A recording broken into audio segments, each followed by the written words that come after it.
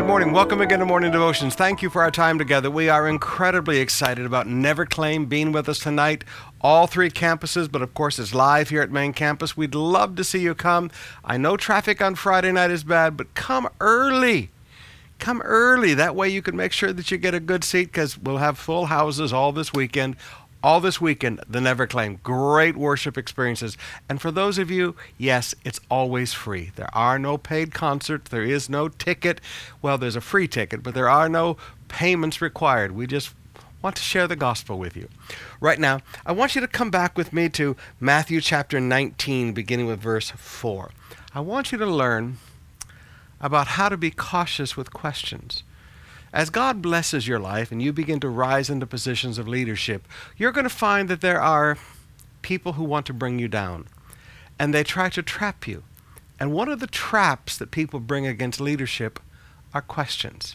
Let me show you how to recognize a trap question. Beginning with verse 3. Some Pharisees came and tried to trap him with this question: should a man be allowed to divorce his wife for any reason? Jesus answers, "Haven't you read the scriptures?" Jesus replied. "They record that from the beginning God made them male and female." And he said, "This explains why a man leaves his father and mother and is joined to his wife, and the two are united into one. Since they are no longer two but one, let no one separate them, for God has joined them together." All right, he's answered the question. Now comes the trap. Then why did Moses say a man could merely write an official letter of divorce and send her away? Jesus replied, "Moses permitted divorce as a concession to your hard-hearted wickedness, but it is not what God originally intended." It is not what God originally intended. Now I want you to see two things there. Number one, when people walk up and begin to ask you a question, you answer them honestly. When their next sentence in response to your question is a "then why," and this is done in public, you are in the middle of a trap. So really stick closely to the scriptures. Now notice, first comes the question that seems a little strange, because for any and every reason, I mean, that's kind of a setup. Of course Jesus is going to say no. Then why?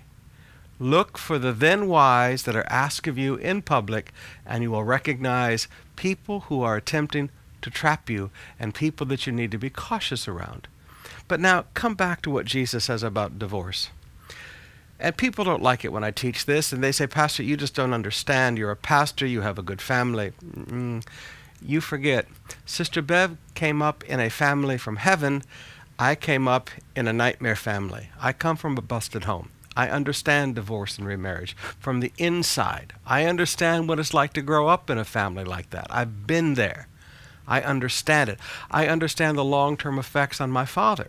I understand even when he died, he was still afraid of that woman. I mean, please, I understand how divorce is a violence.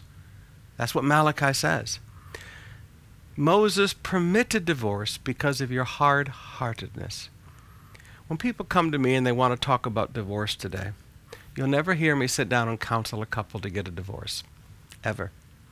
I sit down and counsel people, let's work through the marriage.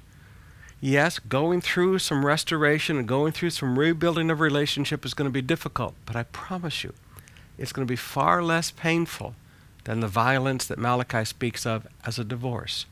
And in addition to that, we need to work on your heart, because it's your hard-heartedness that makes you want a divorce.